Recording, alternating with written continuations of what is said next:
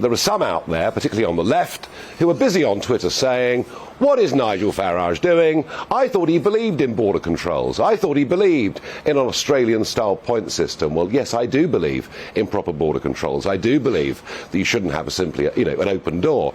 But here is the point. This is not about borders. This is about the virus.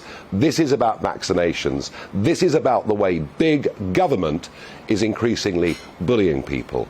All of you who regularly watch this show will know I've been warning here for the last couple of months. Something very dangerous is going on. Society is being divided up into those who've had the vaccination and those who have not had the vaccination. And increasingly, we're seeing a level of intolerance against those who have chosen not to have the vaccine that is moving to a level that I find frankly disturbing.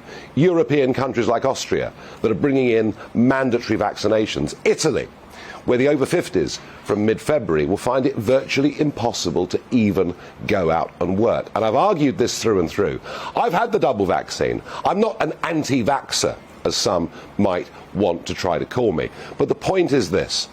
Even if you've been jabbed once, twice, thrice, 4 times, as many in Israel now are, you can still catch this virus, you can still pass it on. So provided the unvaccinated person has got up-to-date tests and is negative, what is the problem?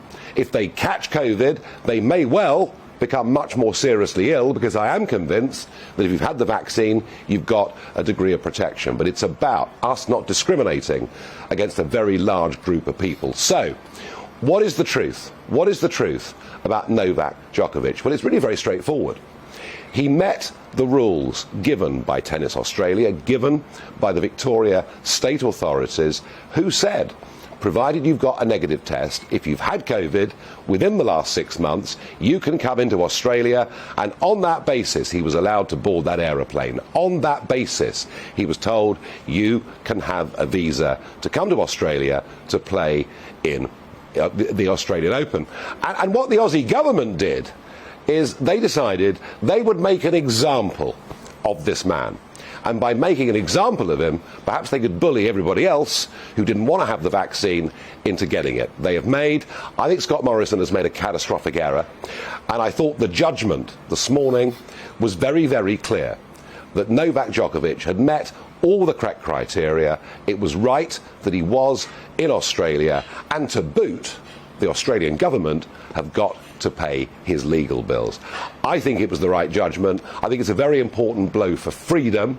It's the first time we've actually, in the last 2 years, seen a pushback against big state government getting stronger and acting, frankly, in many, many ways, using arbitrary power. So I believe this was absolutely and completely right at a very, very important moment, and I'm very pleased that I've been here in Belgrade for the last couple of days. So the question for you, the question I want you to respond to, is please you tell me, is it right that Djokovic was freed this morning? Let me know your thoughts, your views.